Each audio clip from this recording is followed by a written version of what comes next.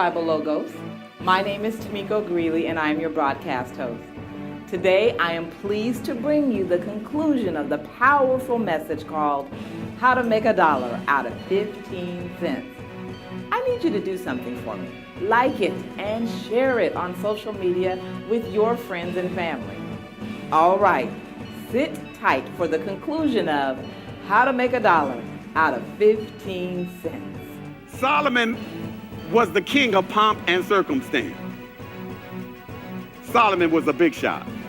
And Jesus is saying here, even consider the lilies of the field, how they grow. They don't toil, they don't spin, and yet I say to you that even Solomon in all his glory wasn't dressed like one of these. He says, now if God, look at somebody say, if God. Look at somebody and say, if God. We can take a praise break right here. Come on, let's take a praise break right there. Hallelujah. Once you mention the name of the Lord, hallelujah, we can take a praise break right there. Glory to God. He says, now if God so clothe the grass of the field, which today is, and tomorrow is cast into the furnace, will he not much more clothe you? Hallelujah. Amen. You think a flower is more important to God than you are? God will take care of a flower, but not you. Come on, preacher. Speak that. Flowers come and go. You go down some streets at certain times of year and it's beautiful, all kind of colors. A week later, none of it's there. Come and go. And God says, that's more important to him than you? Look at somebody, say, that devil is a liar. Look at somebody, tell them, that devil is a liar. If God will do it for a flower, God will do it for me. Come on, somebody, give God praise. Hallelujah.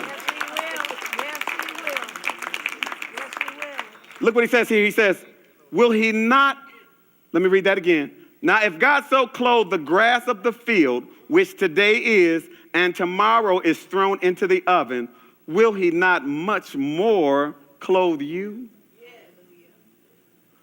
O ye of little faith. Remember, without faith, it's impossible to please him. O you of little faith. Therefore, verse 31 says, do not worry, saying, what shall we eat? Or what shall we drink? Or what shall we wear? Look at verse 32. For after all these things, the Gentiles seek. Let me stop here for a minute and deal with this. Stop calling yourself a Gentile. The Bible says we were Gentiles. Because Gentile literally means without God. There was a time when we were without God. When you hear the thing about Jews and Gentiles, if you remember, there was a time in the Old Testament where the Jews were the people of God and everybody else was foreign to God until Jesus came and grafted us all in. Now we are the spiritual seed of Abraham. You are not a Gentile. I love Martin Luther King, but stop listening to that speech where he's calling you a Gentile. You are not without God. You are the people of God. Look what he says here. He says that after those things, do the Gentiles seek? They have to seek it because they're without God. They have to go after those things. They have to worry. They have to wonder how they're going to make it because they don't have God on their side. They don't have God operating on their behalf. He says, you are not without God. Stop acting like you're without God. Stop acting like a Gentile and act like you're the people of God. Come on and put your hands together, saints, and give God praise. After all these things, the Gentiles seek.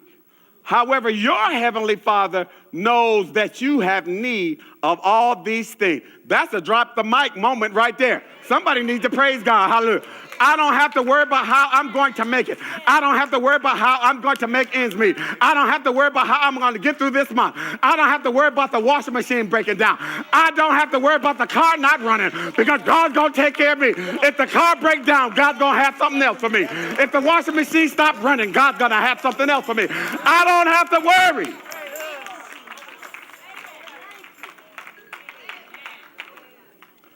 Verse 32, for after all these things the Gentiles seek. For your heavenly Father knows that you have need of all these things. Verse 33, and here's the key. But seek first the kingdom of God and his righteousness, and all these things will be added unto you. So when I find myself tempted to start worrying, when I find myself tempted to start getting concerned about things that are going on, when I find myself tempted to start wondering how am I going to make it work, and how am I going to make ends meet, and how am I going to get through this financial difficulty, the Bible tells me to seek first the kingdom of God. What I need to start doing is getting closer to him. See, what the devil does is he tries to get us farther from him. Well, why don't you pick up a second job? Go get a second job. That's what you need to do. Why don't you get more overtime? That's what you need to do. You need to just, work 3 or 4 jobs and put the children to work. Get the 12-year-old and get them a job and everybody else a job so we can make ends meet. But that's the Gentiles' way.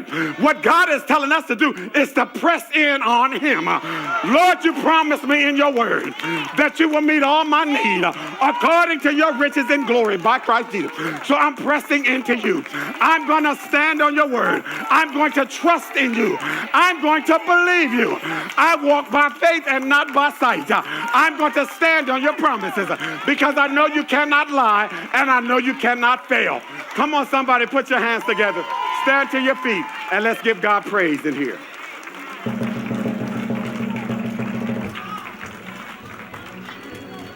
How to make $1 out of 15 cents? Trust God. Trust God with it. Recognize the kingdom principles of sowing and reaping. Recognize that I'd rather not toy with God's tithe. Let him have his. He throws a fit when I don't give him his stuff. So let him have his and watch him work this miracle on my behalf through the rest. Hallelujah. Hallelujah. Welcome back. That concludes Pastor's teaching called How to Make $1 Out of 15 Cents.